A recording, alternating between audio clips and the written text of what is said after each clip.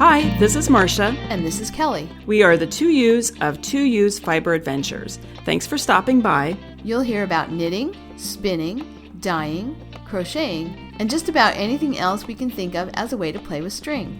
We blog and post show notes at 2usfiberadventures.com. And we invite you to join our 2U's Fiber Adventures group on Ravelry.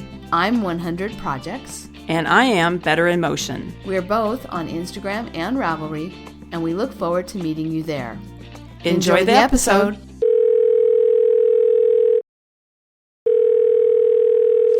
Good morning, Kelly. Good morning, Marsha. How are you? I'm doing well. Good. A little tired, but I'll talk about that later. Yeah, I've been watching your progress. So, but that's project talk, right? Yeah, that's project talk. So anyway, we'll get to that. Mm-hmm. Any chit chat before we get right into projects? Well, anything? I'm just going to mention Robert's project, his 1966 truck. I've been doing some. It feels like I've been doing chores. Like I said to him the other day, it feels like my whole summer has been taken up with doing chores, which is totally not true. When you get to hearing about my spinning and fiber stuff, that's, you'll see that's totally not true. But I said, it's been taken up with chores. And he's like, well, that's because you never did any chores when you were working. And now which is true. And now he has this truck project going on. And so he's not doing the sweeping, the vacuuming, the laundry, the this, the that. He's out in the garage working on his 1966 Ford F-250 pickup that he's calling Raven. Okay. And I think that's where he is today. I've got the dogs in the room with me today, and I hope they'll be good. They've already been in here an hour while Marsha and I chit-chatted before the podcast. Hopefully they'll continue to be good because I've got them in the room with me because he's off probably at the machine shop talking to people. He's been online looking up camshafts and crankshafts. And at the beginning of this project, Marsha, I thought, oh, maybe I'll learn something about how an engine works. And I've decided I have a very I have a very closed mindset about engines. Like I can't. I just can't. He talks to me about it. It's like I can't. I know I could understand it if I wanted to. I just don't want to. And the language, like he's listening to videos and he doesn't listen with his earbuds on. He just listens. So like I'm listening to this video, like I understand zero of what this guy is saying. Like it's I was going to literally say, in Kelly, a different language. Sort of like if you were listening to a podcast about weaving or knitting, he would have no idea what the terminology is, right? Weaving, I think, more so than knitting. Really? I think knitting, a person who didn't knit might be able to pick up something. Everybody knows what yarn is. Everybody knows what a knitting needle is or a crochet hook. They might get them mixed up, but they kind of have an idea what they are. I don't know. There's just something really confusing to me about this. And I have a mental block. I have to say I have not tried to understand it. And he keeps trying to talk to me about it. And finally he says, okay, I know I just need to say it out loud. So I need you to listen to me while I say this out loud. I'm like, okay. And I listen and it goes in one ear and out. Yeah. And I thought, I'm actually going to be able to see it all taken apart. And I'm going to be able to see the inside of an engine. And I know the basics of how a piston goes up and down and what happens when they, the compression of the fuel and the spark that lights it. I mean, I understand that part of it. But like all these pieces and springs and bearings and rods and cranks and cams and this kind of shaft and that kind of shaft. You've got a lot of the terminology. I remembered it. I have the terminology, but I have no idea what all those pieces do or what they're for. And it's just like, okay, this is very interesting how closed off my mind is to this. When, like, I'm interested in a lot of things. I mean, I'm literally interested in so many things that my Ravelry name and my Instagram handle is 100 projects, right? I am not interested in this at all. I have a comment. I have a couple of comments and I have a question. My two comments are, I just bought a new car, and when I bought the car, I never once looked under the hood when I bought the car. Because what's the point? Well, yeah. What are you going to look at?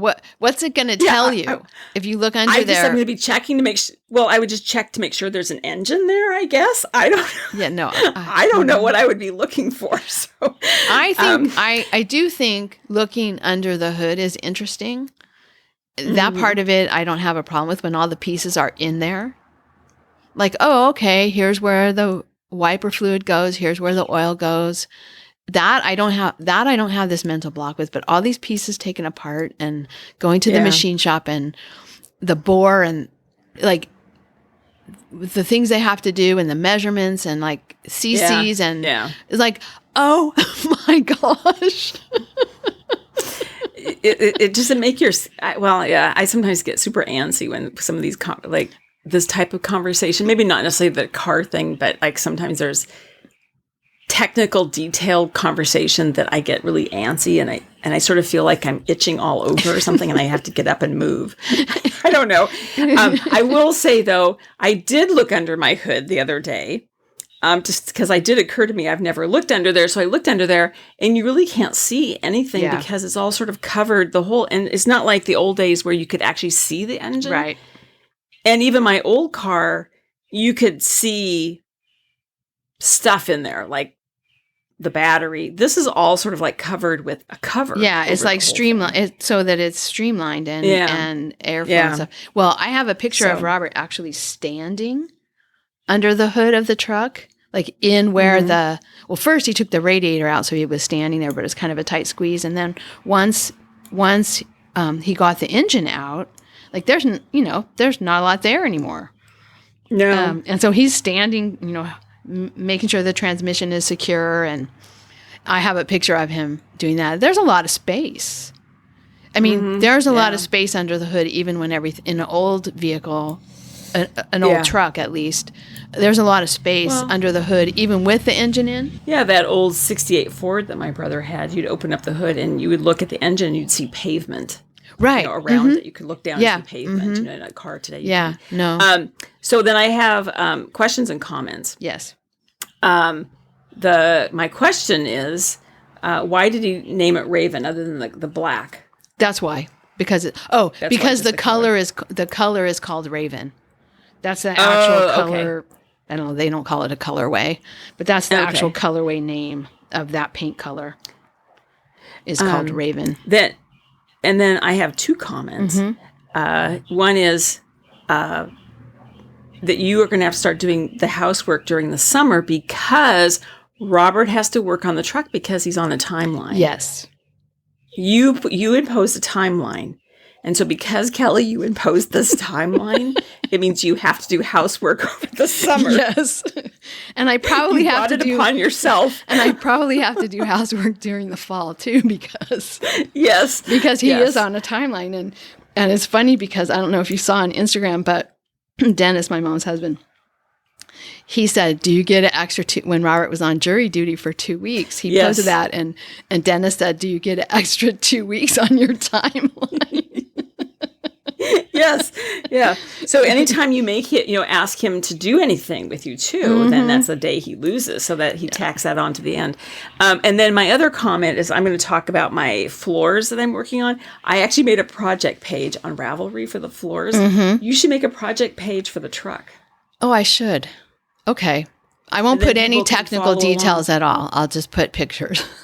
Yeah. Or you can show how, you could also just give him access to your Ravelry and he could put all the technical details. He won't. I already told him he needed a Ravelry page because my friends wanted to know about his, his house projects. And he's like, I'm not doing that. Yeah. So I'm looking forward to him having the satisfaction of having done it because he has not ever rebuilt an engine before and he really wants to. And I know how satisfying that's going to feel when he's gotten it done. So and he turns the key in the ignition and it starts. Well, and it ran before, before, but he wants to change. Oh no, I know that, but to take it all apart and then put it back and have it start is going to be quite a. Yeah. I mean, that's going to be a big thing. Yeah, so. I'm eager to take a ride in it. I'm eager to drive it. I mean, I think that will be really fun. So I just have a hard time wrapping my brain around all of the talk of what's happening and what each part is and how it needs to be remanufactured or remachined. And I think I said in the last episode that I told him he needed some man friends so that they could do the hard work, the lifting stuff. But I also think it would be good if he had some actual in real life people to talk to more than he does, because he's reading on forums and watching YouTube, but not really having interactions with people. Yeah. So all his interacting is with me, mostly with me, a little bit with the guy at the machine shop, and then there's one mechanic in town that he's talked to a little bit. But yeah, it's kind of funny. I wonder if there's like a vintage car group. Oh, I'm sure there is. That he's just that. That's really not his thing. Yeah. Being part of a community is not really it's not really something he's ever really done before.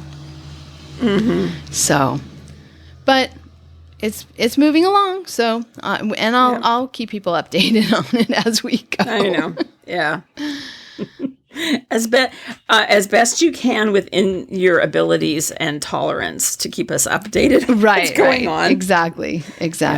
Yeah. The fun parts. Yeah. Okay, so should we get to business here? Yes, let's do.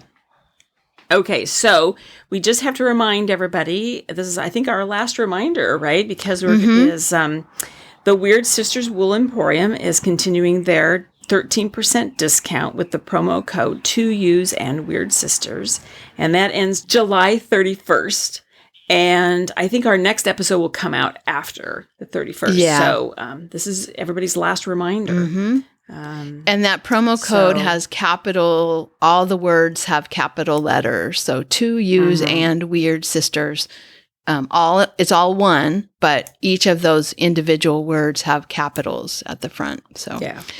And if there's some confusion, you can look at the show notes because it's written out there. Yeah, and there's a link too. You can go right from whatever your app is. You can just click the link and go buy some yarn. I did that.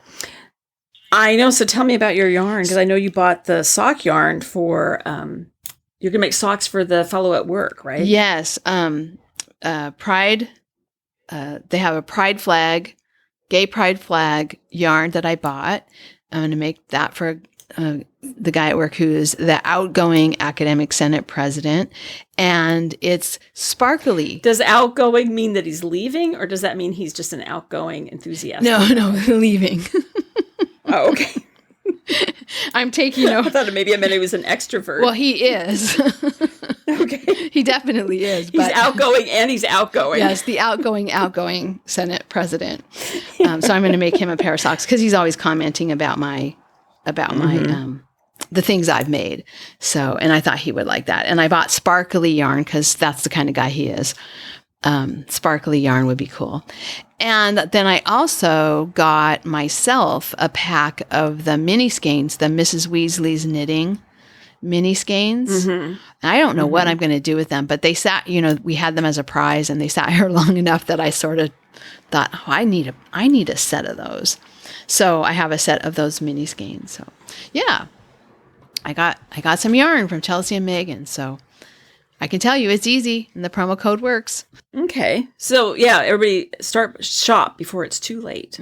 So, okay, Kelly, do you want to talk projects? Yeah, I'll go ahead and start. Speaking of socks, because I'm working on the pair of socks that I've talked about the last couple of episodes from Purl to Walla Walla. These are socks for me, and I'm actually working on the foot of the second sock, so I'm almost done. You're making good progress. Yeah, they're going nicely. And I really like this, the stitch pattern that I'm using. So it's like a broken rib, right? So you do a knit 2, purl 2, and then the next round is knit, and then knit 2, purl 2, and then the next round is knit, except that one of those knit rounds, I slip one of the stitches in the rib, the one of the knit stitches in the ribbing part.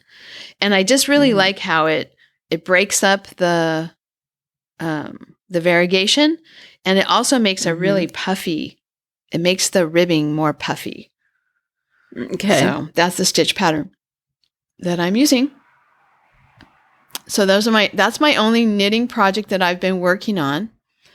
But I've been doing a lot of spinning and fleece preparation that I want to talk about. So the first thing is I finished that Cormo Merino Wensleydale yarn that I was making.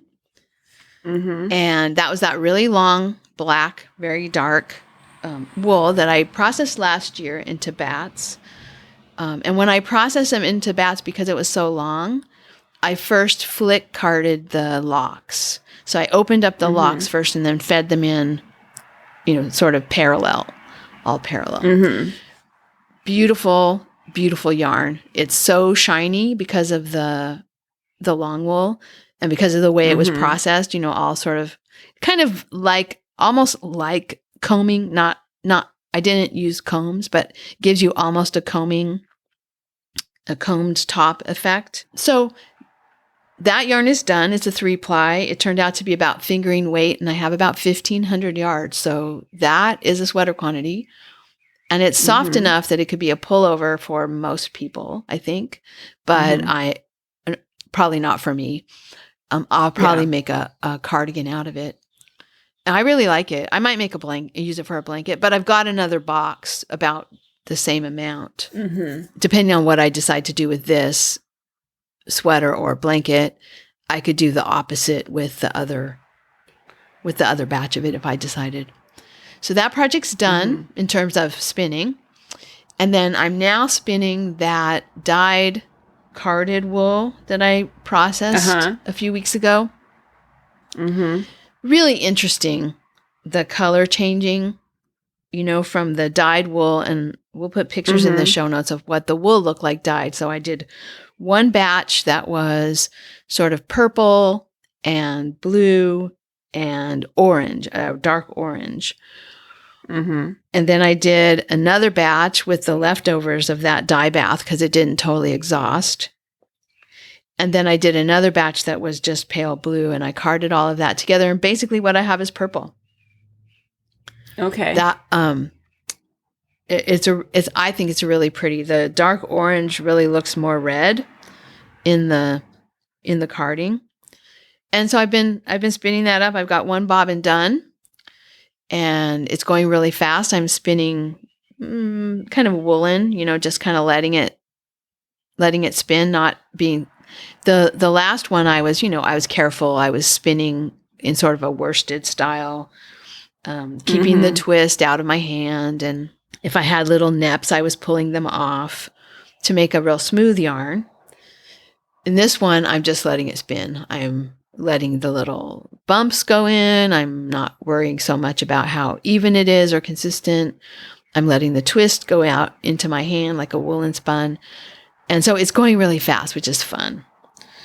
And I love the color. The color is turning out to be really do you nice. have this in your project page? I don't see it. I do. In my hand spun. Oh, here it is. This is a Black Sheep Gathering fleece from 2017. This might be the one. I think this is the one that I sent away for processing, but I kept back about 3 pounds. Okay. So I think so, because last episode I looked and I don't have this. Okay. In this type in my. I think in 2017, I think you and Kim left, and I went back to the barn and bought this fleece kind of at the last minute.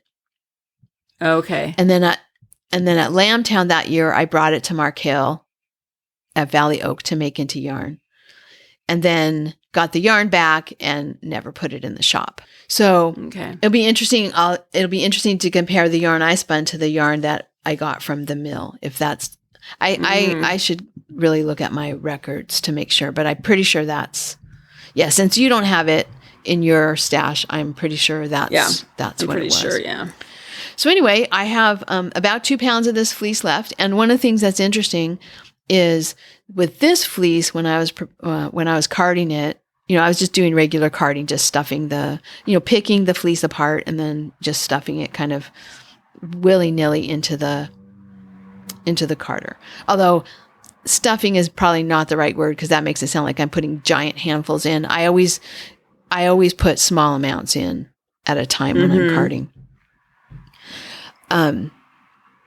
Anyway, I lost about 10% of the fleece in the carding. Now keep that in mind as I talk about my next project. Okay. So in my this next project that I started working on this is also a fleece that we had processed. This is a Corriedale cross border Leicester. And if you remember, we brought this fleece to Ranch of the Oaks. It was one of the yarns that we originally had made when we first opened the shop. Oh, right. And we actually have quite a bit of this left, the yarn that was processed, because it came out kind of coarse. It's really for weaving. I would say more for weaving than anything else. Maybe outerwear, something for outerwear. But that's not surprising since it's Corriedale border Leicester, right? Border Leicester is a long wool, a rug wool fleece. It has really long locks. So what I'm doing with this fleece when I process it is the same thing that I did with the black one. I'm flicking the locks first. So I open them up and then I'm feeding them in kind of in order. So this is like a pseudo combed top. It's not combed top, but it's more like combed top than the other carded fleece. Then on this one, instead of pulling the bats off the carder, I'm breaking a little bit of the fleece off the carder and I'm pulling it through my diz. And so that's aligning them even more. And so I'm getting a fake combed top, and then I'm making little nests out of it. So I've got about a little bit more than 6.25 ounces of the nests, and I started with about 8 ounces of fiber in this first batch. So I'm losing about 20% in this process. So compare that to the 10% that I was losing with the other one. So you lose a lot more, and with combing you lose a lot more too. So anyway, that's my current fiber preparation project. So I have a finished spinning project, a spinning project in progress, and a fiber preparation project in progress. So that's my summer spin in. Very nice. So what about you? What are you working on? Okay, I'm sitting here right now knitting on the Noromania blanket, and it's in the chair next to me like I described in the last episode. I measured it last night, and I've knit 67 inches. And of the 42 balls, as of last night, I'd used 34, but as of this morning, I've used 35 because I'm about ready to, this next row, I'm going to have to attach a new ball. Kelly, the end is in sight. I'm beginning to see the end of this project. Yay! Flowers for my garden is what I'm spinning for the summer spin-in. And I spun a little bit, but I really have not been spinning at all. And I realize I have our longs mixed up because I've been weaving. I should have been doing that last winter. I finished, Kelly, the rose-colored glasses towels. Yay! And this is the kit that I bought from Just Yarns. And I have a couple comments about them. So they're done. And I cut them off. I finished it last night. No, I finished it the night before. And then last night I went down and I cut it off. It's just made 2 towels. I cut them off the loom, stitched them up, the ends and the center part where I'm going to cut them apart, and then washed and dried it last night. And then this morning I cut them apart, cut all the threads, the ends off, and I've hemmed one. And so I have to hem one more. So they're done. Yay. And I was motivated to get them off the loom because, as I say, I realized this is the summer spinning and I'm not spinning at all. And I really want to get back to spinning. And also pressure's on because, as I've talked about, Kim and I are sharing this loom, and she's already wound the warp for her next set of towels. So she's breathing down my neck. No, she's not really, but because she's actually, I don't think she's coming over this weekend at all. I'll talk about my other project, but because I was working on my floor project, it was very difficult after working all day Saturday and Sunday on that floor, then have her come over about 3:00 and go down in the basement and leave. I made so many mistakes, and there's so many times I had to back out. It was not even, it was hard. So I have a question for you. Uh-huh. You cut them off. Were you able to make both towels the length that they were supposed to be? That's one question. Yes. And then also, how much of the warp did you have left? How close to the end of the warp were you? Because that's going to be interesting for you or helpful for you to know, like how much waste when you're creating a project, how much waste you have.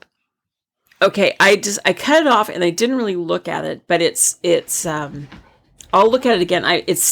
What I'm trying to say is I cut the towels off, but I left the end on there. So I'll go back down and look at it. It didn't look like I had a lot of room to really play around with. Like if I wanted to play with maybe make something. I don't think there was that much, but I'll go down and look at it. Okay. I did learn a couple things. This was a kit, and I ran out of the red. So there's 3 colors. There's the warp is red and yellow, and then the weft is red, yellow, and then a pink. And the pink is the floats of the monk's belt. And I ran out of the red. And yeah, I'm not really sure what happened. Well, it's partly my fault. Yes, it's true, Kelly. It's your fault. No, I made a mistake at the beginning, and I don't remember now exactly what the mistake was. And you said, just put in a line of waist yarn, and then you'll just cut that off and start fresh. I honestly did not put that. My mistake was not that long. It was maybe 2 inches of length. Yeah, but you were having a difficult time with your bobbin, with the yarn springing off the bobbin. Yeah. Yes, I was having, the bobbins were rolling back on themselves and getting all tangled up, and then it would jerk as I put the shuttle through, it would pull the edge, and it looked terrible. And so I figured out what my bobbin problem was. I had not wound them tightly enough or evenly enough. That was my problem. So I fixed that, and so you said, well, just start over. But I think, Kelly, even if I had not made that mistake and just started over again, I think it would have been very, very close. I'm not sure that I would have finished the test. Anyway, so my first thought was I'll just use the yellow then. So I'll do like at the ends, there's 6 rows of monk's belt in each towel. So I thought 1 and 6 will be the red. And then the middle 4 will be yellow. It looked horrible. It's so interesting about color. I thought I do not like that color at all. The monk's belt, the overshot, I guess is what you call it, floats, overshot, whatever, got completely lost with the yellow of the weft. Well, you know how you say, I think it was you who said it was my weaving teacher. She said when you're using yellow, when you want to have yellow in your weaving, you always need to use less yellow than you think.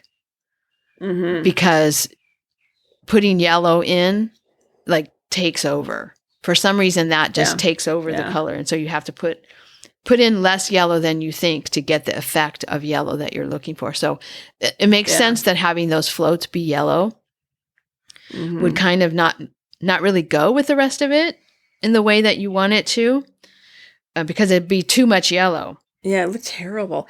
So anyway, what I did is I looked around and I had the yarn that you told me to take from the D-stash room at Knockers.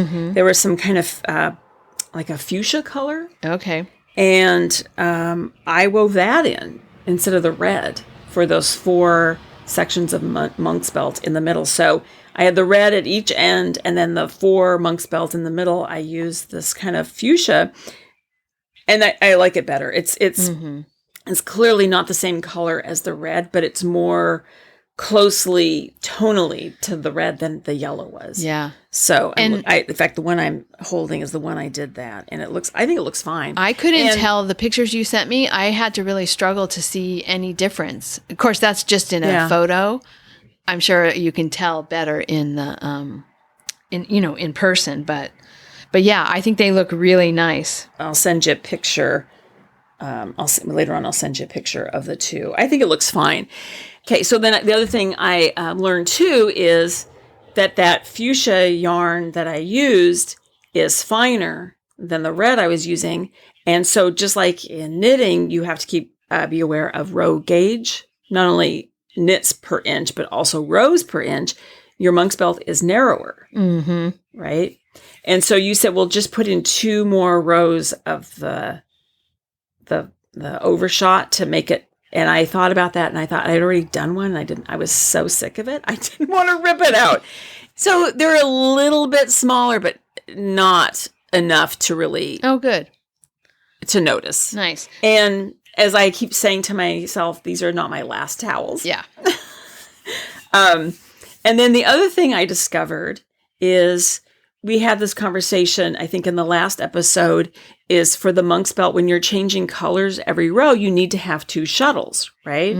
So I was using the stick shuttle until I had ordered another shuttle from that boat-shaped kind. I ordered it from Eugene Textiles, and I thought I got the exact same one as Kim in the same size. I knew it was the same shape and model, but I thought for sure it was the same size because I measured it and everything.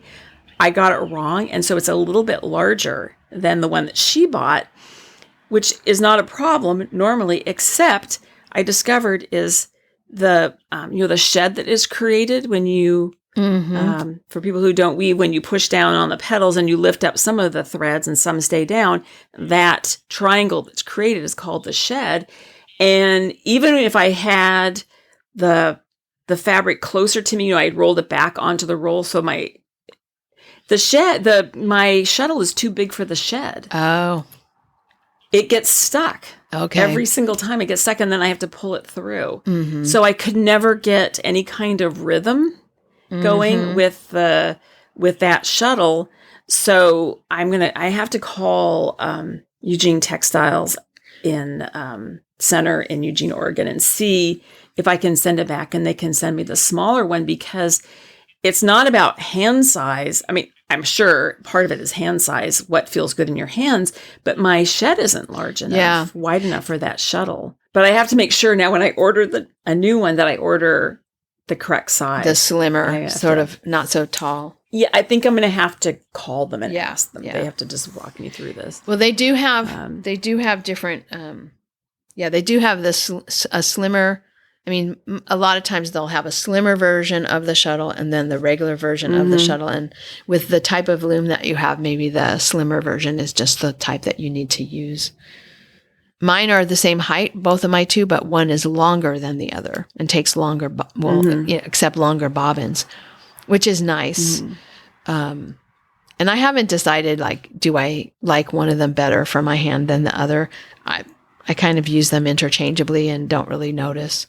I don't know that I can change the height of the shed. No, I think the style of loom that you have, you can't. Okay.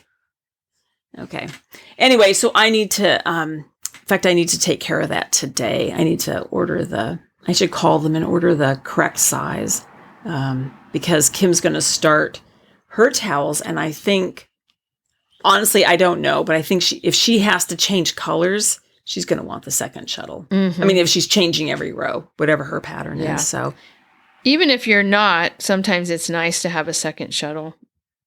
Yeah. Even if you're changing only every few rows, it's nice to kind of carry one up the side and have a second shuttle.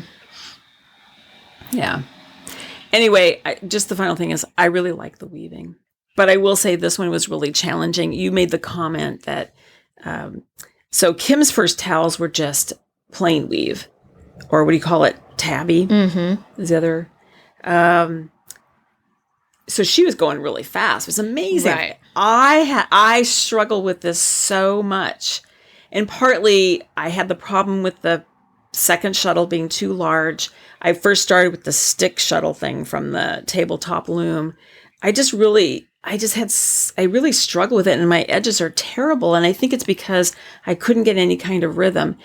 Also, tabby, it's the basic weave, right? Yeah. So you can get this rhythm going, but by the end of the second towel, I could get kind of a rhythm, but then my shuttle wasn't working right. It was too big. It kept getting stuck. So my edges are not very attractive. If Kim listens to this, please don't take this the wrong way. But I did better when she was not there because we were talking. Yeah. And I just needed to concentrate. And I also think, too, I was tired after work all day on that floor project, which I will talk about.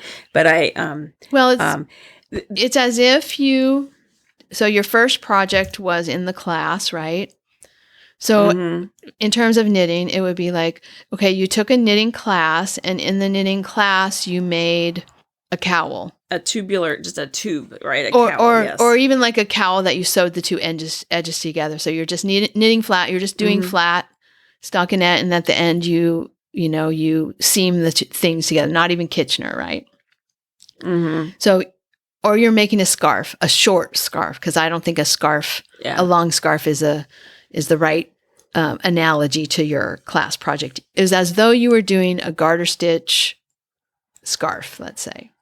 And now I made a sock. And now your first project by yourself, you make a sock. Yeah. Yes. So, or God forbid, intarsia.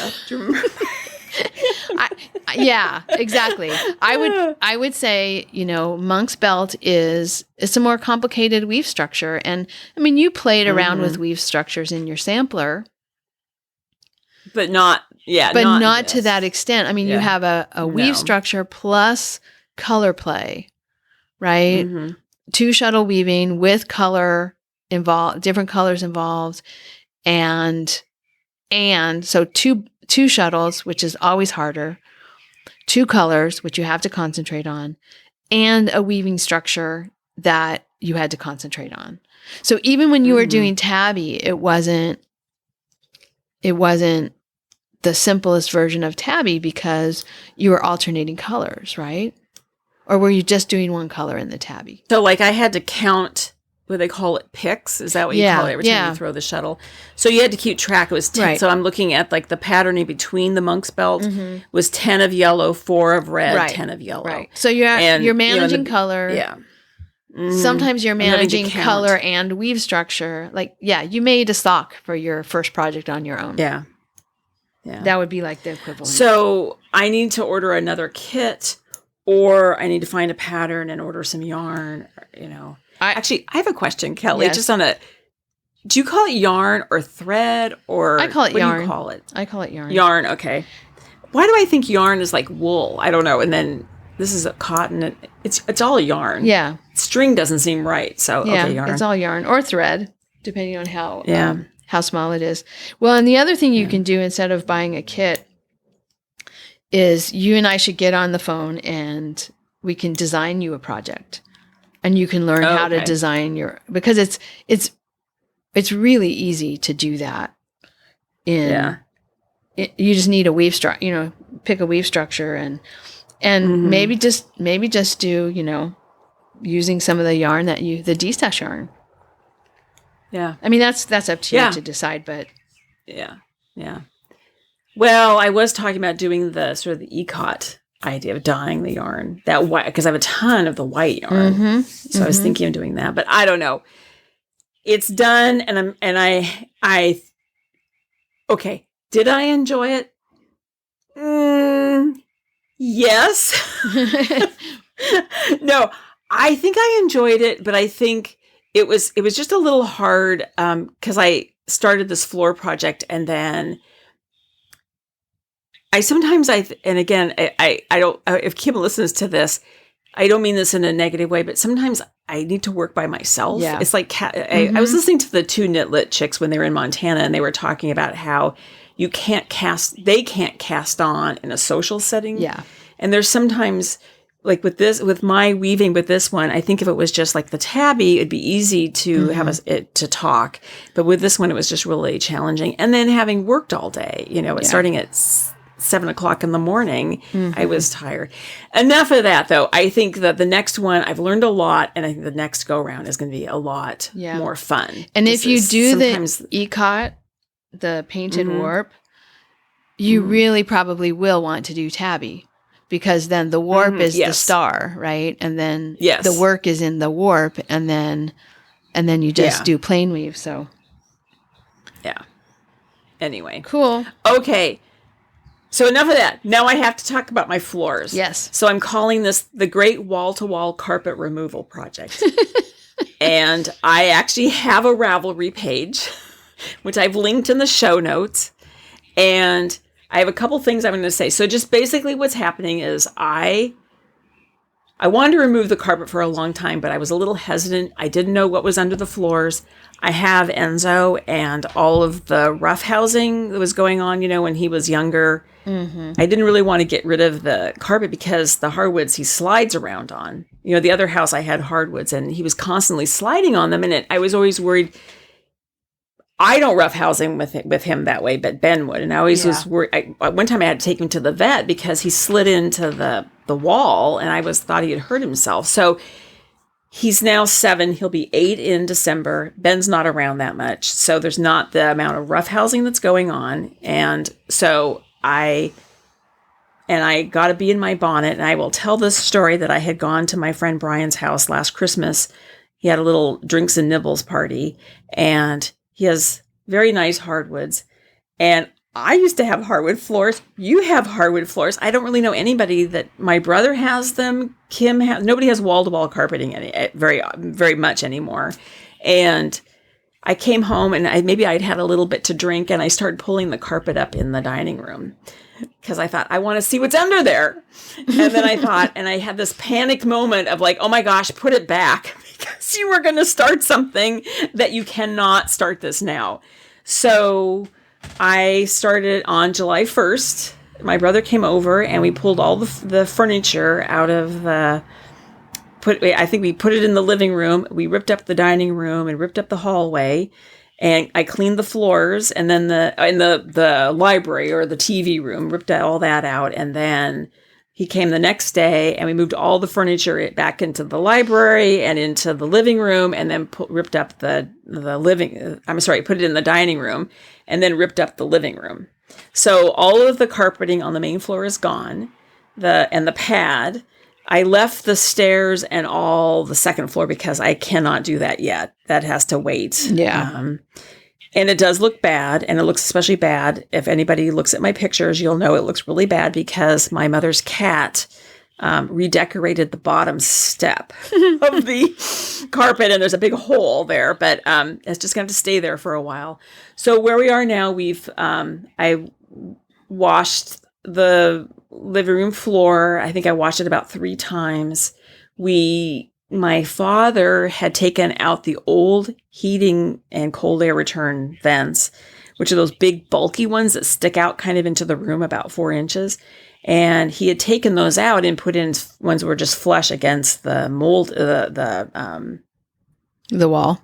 The wall, or what do you call the baseboard? I'm drawing a blank. What's the baseboard? Thank you. And then that hole, he just put in a piece of plywood because they knew they were putting wall-to-wall carpeting down. Mm-hmm. So we went over to Ballard Reuse, which is an architectural salvage place here in Seattle, and I got old flooring, and we pulled out the plywood, put the new flooring down, had to do a lot of making shims out of old paint stir sticks, and if anybody takes them out, they're going to wonder what the heck were these people doing. But anyway, it all works. That took a couple of days. And then I did not call in this favor, but it was volunteered. Brian, who I've made the 2 tea cozies for, he came over and worked on the wood around the hearth because I I don't want to make this story too long, but when my parents bought the house, the original fireplace had been removed, and somebody had put in, like in the 50s or 60s, had put in a pink rock fireplace or mantle and like a raised hearth. And it was this weird, like it was alternate. It was, I should find a picture of it, but it was different colored brick. Like one was pink and one was gray. Oh, okay. It was, I don't think you knew me after we had ripped that out. Yeah, no, I've only just seen the fireplace that's there now. Yeah. Okay. So my parents always hated it. And so they had gone on like a second honeymoon thing, like when my brother and I were in high school. And while they were gone, we ripped out the fireplace. And then it stayed, and my mother came home, and we were like, God, I think she's going to be mad, that we did this. And she came home and walked into the living room, and the first thing she said was, we should have done that years ago. Just removing that bulk. Yeah. That was huge because it stuck out 3 feet, like 3 feet into the room. But just removing all that bulk made it so much better. But what they had done when whoever had installed it, they had just put the mortar right on the hardwood floors and then built the bricks up around it. So it had stained the floor.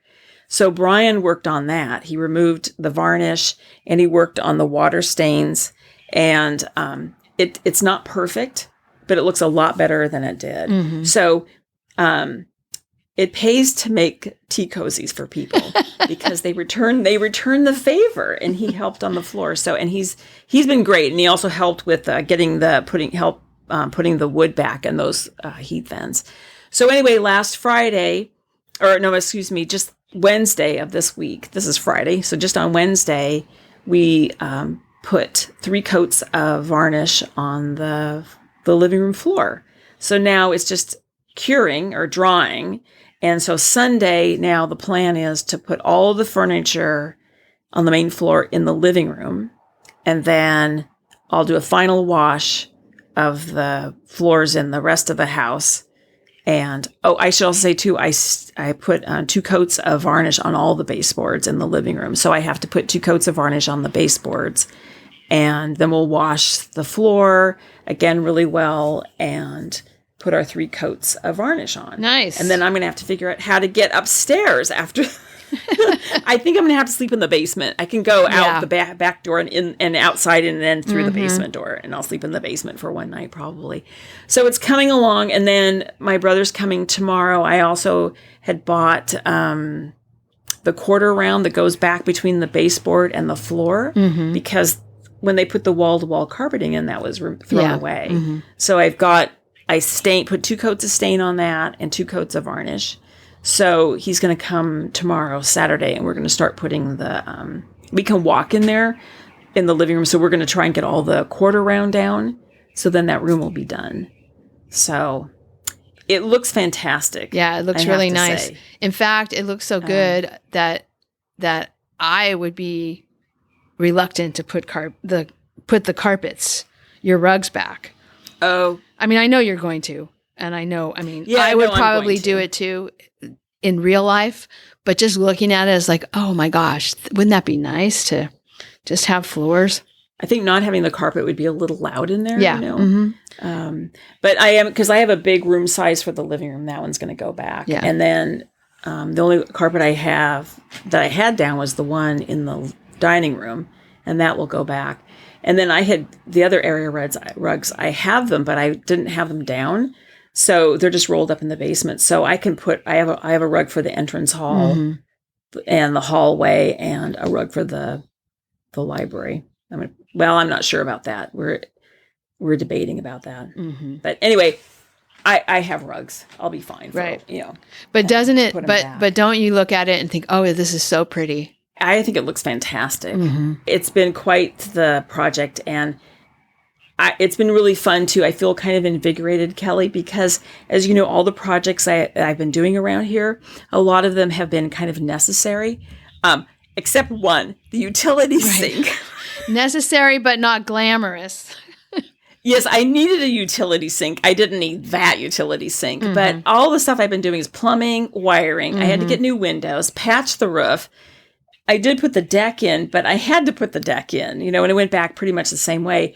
I think this is making such a dramatic difference to the house and kind of making it feel a little less stuffy, kind of, I don't know. It's a major change and relatively easy and relatively inexpensive because I'm not having them refinished. I'm just patching, cleaning. I just touched up with some stain and some bad spots, and that's it. And then the varnish. So, yeah, very exciting. Cool. So we'll see about the rest of the house. I don't know. It's going to be, I have to take a little bit of a break and now just enjoy the summer because you said earlier when we started recording, you're saying that your summer so far has just been doing chores. And I want to get this done so I can kind of go play a little bit for the rest of the summer. Yeah. So cool. Yeah. So it's exciting. And so I'll keep posting pictures of when it's finally done. We have to just mention the summer spin-in is going on, and that ends Labor Day, September 4th. And Kelly, we have to talk about our pop-up giveaway. Yes, we have prizes. Yes. Super, super fun. So we went into the summer spin-in chat, which is very busy. It's all been so fun to read. And we pulled some prizes. So here are the prizes. So the first prize is Shetland Roving, and it's 4 ounces. And all of this is processed by Valley Oak Wool Mill, Markale at Valley Oak Wool Mill. And so 4 ounces of Shetland Roving goes to R.L. Matthews. And I think you pronounce your name Rochelle, or maybe Rachel. I'm going to say it's probably Rochelle. And she has the cutest yellow lab puppy. Oh my gosh. Yes. Made me sad for a yellow lab. Now we have these shepherds, but yellow labs, as you know, were Robert's dog for so many years. Oh, yeah. Who doesn't love a Labrador Retriever, honestly? I mean, really. Cutest little puppy. So anyway, so congratulations, Rochelle. Message, as always, all of the winners should message us either in Ravelry, 100 Projects. You can message me because I'm going to be the one sending it out, or touse@tousefiberadventures.com email with your contact information so I can pop these in the mail and send them off. So who's our next winner, Marsha? Okay, our next winner is winning a 2 ounces of AA roving. And that is Ferret Sue. Yay! And Sue. Yeah, congratulations. Okay, and then do you want to read the next one? Yes. So our next winner is a Targhee alpaca roving. It's a brown Targhee fleece. I'm guessing that the Targhee and the alpaca were maybe kind of the same color, or close to the same color. Anyway, very pretty. We have 8 ounces of this, and the winner of this one is Mimi Fan. Congratulations. And our last prize is 8 ounces of California Red Roving, and the winner is Pine Lake Chic and G. All right. Yeah, I saw she just got a fleece at Black Sheep, a Corriedale fleece. She got actually 2 fleeces at Black Sheep, a Corriedale, and by accident, I think she said, an accidental fleece of a Shetland. So she's got, we've all had those. She's got some fleece projects to do, which is very cool. So, all right. So yeah, all of you, I hope this is inspiring. These bumps of roving will be inspiring for you to spin. In the continuation of the summer spin-in, goes all the way till the beginning of September. Or you could do like Marsha and you could just swap the summer spin-in for the winter weave-along and you could keep spinning all year. Yes. But now I'm back on track. Yay. Yeah. So yeah, get in touch tousefiberadventures.com or message me 100 Projects on Ravelry or even on Instagram. Let me know your address so that I can get these in the mail. Congratulations, everyone. Yeah, that was fun. Yeah. Okay, so now we need to talk about some events. Yes, let's do them in order. I'm pretty sure I'm going to the San Francisco Pen Show It's the Saturday before school starts. Saturday and Sunday. All right. Before school, or actually it's Friday, Saturday, Sunday. Oh my gosh. I forgot to put in what the actual dates are. That's Friday, Saturday, and Sunday, August 25th, 26th, and 27th. Because of course, you don't know what my school schedule is. The Friday I won't be able to be there because that's our first day back, professional development day, fall kickoff. And then the Saturday and Sunday, I will probably be there on Saturday, but I haven't decided for sure which day I'm going to go. But I'm excited about it. I didn't go last year because just getting started in school is just too much, and I had too much work to do. But this year, since I don't have to prep for online classes, yay!